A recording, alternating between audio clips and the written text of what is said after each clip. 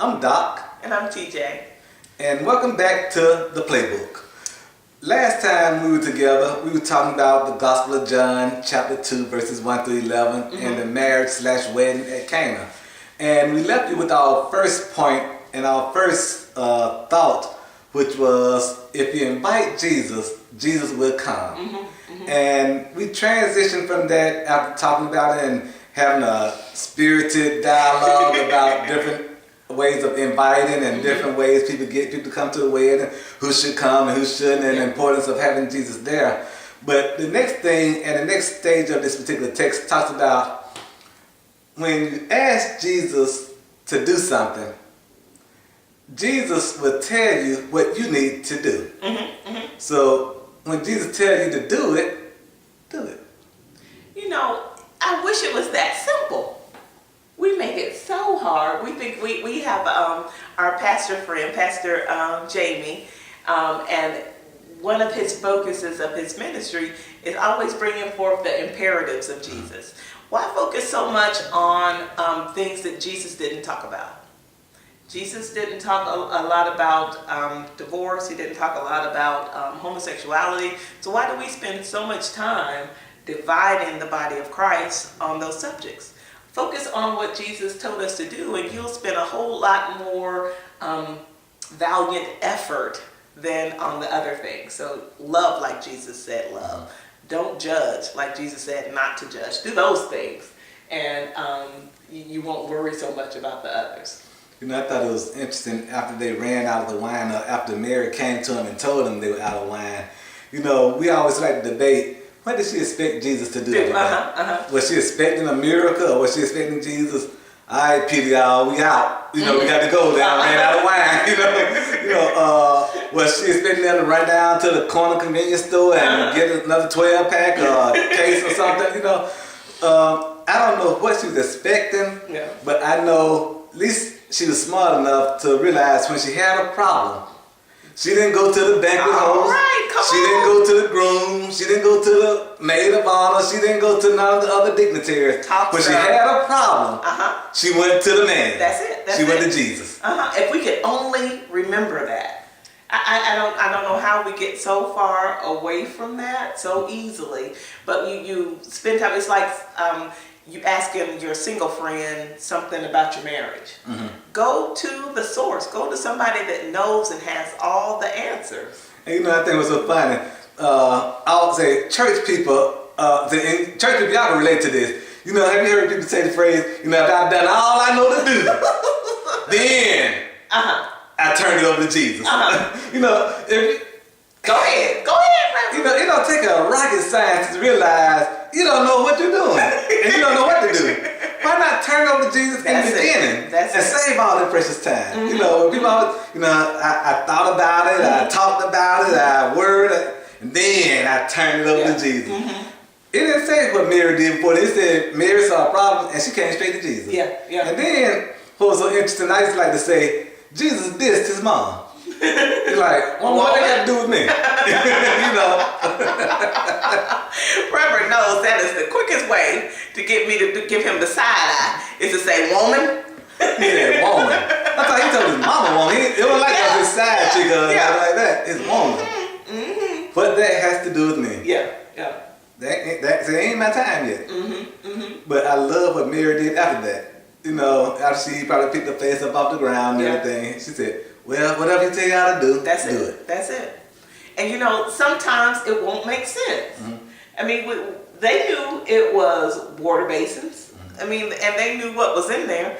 And I'm sure if they had drawn out the water that had been turned to wine, and it had been turned to wine, they were going to be looking like that. Why you bring us the water we wash our hands with? But they did. They were obedient, even when it didn't look like it was going to make sense. I think the Christian community need to bring up a litigation against Nike. And I love Nike. I love Nike. But Nike stole this dude from Mary. That's it. And Mary being the mother of Jesus, who is the Christ, who we as Christians are followers of, shouldn't we be able to get some of that Nike money? Yeah. You know, why giving it all to Oregon? Every time you turn around, they have on different colored uniforms. We should at least get some free workout gear. You know, I would say the Playbook would look good with some free Nike sponsored uniforms on. I concept of the wedding and being there with so much family. So you think about Jesus not only brought the disciples, which we discussed earlier, it may have been the 12, it may have been 1,200 that were with him at the wedding. And his mother being there, we don't know what relation the rest of the bridal party, but just thinking about the entire town of Cana celebrating this union. You know, there's this comedian, Dion Cole, and he does this skit about he was the only African American on this team, and every time they asked him a question, every time something came up about African American, they thought he was like the go-to person, like he had authority on. So every time something came up African American, they were like, just look at him and everything, like he had the answer. What's the answer? And I could imagine the disciples and everybody being around when Mary came to Jesus and told Jesus, we have a problem. And she told them what the problem. Everybody looked at Jesus. And whenever there's a problem, all eyes should go on Jesus. That's it. All eyes should go Just on. think about that faith. I mean, she had no doubt, no concerns. She wasn't, well, let me hide my glass or they won't go take mine. Just do whatever he says to. Knew who to take it to and knew to wait on whatever he said to. And you know, that made me think about something else too. Why church folks always want to hide their wine when the preacher comes? You know, it's like we already know that Jesus has approved of the wine. You know, I'm not gonna get into the fermented versus unfermented and all that stuff, but we do know that Jesus was around some wine, and he didn't tell them they had to go and put it up or pour it out or hide it because he was there. But it just amazed me to see how people hide their wine when the preacher or the pastor or the church folks come around. And I'm happy to tell a story about when we was in Rutledge. They don't call the name of the city and everything. Yeah, so we'll edit that part. So. Too late. But we were in Rutledge and we went down on a Friday night. I'll never forget it. And you know, when you're in a small town church, the pastor usually just come on Sundays. And some small towns, first and third or second and fourth. But we were every Sunday church. But anyway, we were down there and ran into a member in the convenience store. And when he saw me, the look... His countenance fell. His countenance fell and his 12-pack. And you know, I'm just thinking, why did he feel like he had to hide? Why did he feel like he had to feel some kind of way? Just because his pastor saw him on a Friday, just got paid, and spent his tithe on the 12-pack in the convenience store. Okay, so you brought up that one, so we're going to have to talk about our debate earlier this week. Was it today or earlier this week? No. Where I say that Jesus drank wine. Okay, and I didn't say he didn't. I just said that there's not enough proof documented from Dr. Jones' perspective. Now, Darryl might agree and understand that he might have had some wine. Everybody drank at the Passover. It was the drink.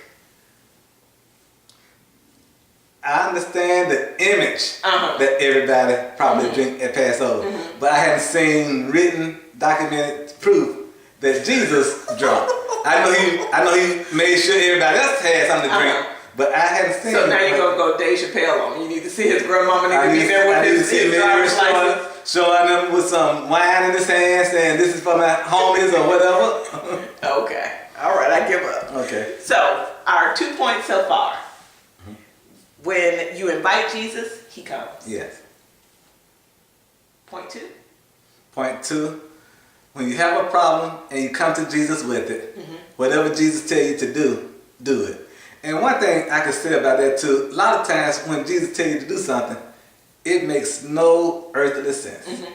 You know, I think about when the man was blind, he spat in the mud and told him to put it on his eyes and then go and wash his eyes at the pool of Siloam. And I'm thinking about that, I said, can you imagine if somebody were to have some problem with their eye, they go to the eye doctor, and the eye doctor brings some mud, he spit in it, and say, here, put this on your eyes.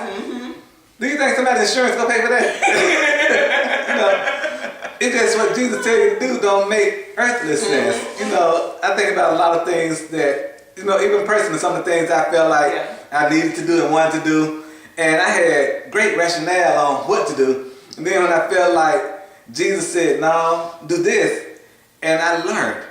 I learned that something come up that I need to do, and if I have two opinions, one makes perfectly good sense to me, and one makes no sense to me at all. After I prayed and asked Jesus what to do, I'm choosing one that makes no sense. Yeah. Because I'm pretty sure when I choose one that makes no sense, I know that was something I wouldn't have thought of. I said, that got to be Jesus. So I've learned that. You know, can you imagine you having a party at your house, and all of a sudden, you got all the dignitaries, you know, the mayor there, the governor, and you know, floaters and POTUS don't drop by, and and you know, you just start thinking about all the people there, and all of a sudden, we run out of drink, we run out of wine, and Jesus said, "Go and get them old mayonnaise jars that you got to scratch out paper on, and put some water in there, and take it to them." That's the image I give of those old stone pots. You know, I remember back in the day, we used to drink Kool-Aid, the red Kool-Aid out of the old mayonnaise. Not mayonnaise, mayonnaise jar. You know, and we used to walk around drinking out, and you know, those mason jars cost a whole lot of money now. But back then, we used to use, and that's what people did back then. But Jesus went and got something that they was hiding. Yeah. Something that they were probably ashamed to have out in the public, and he used that to make a miracle. Yeah. And a lot of times, Jesus has used something that we're embarrassed of. Some of my best sermons have been when I preached stuff that I was embarrassed about in my past. Yeah. And now I'm able to preach about it, talk about it, and it opens up doors and it makes people's lives better because Jesus could use things that we're embarrassed about and make miracles out of. Won't he do it? I am grateful for this lesson, and I'm looking forward to part 3. Me too. Saving the best for last. That's it. So until the next time, good day and good night.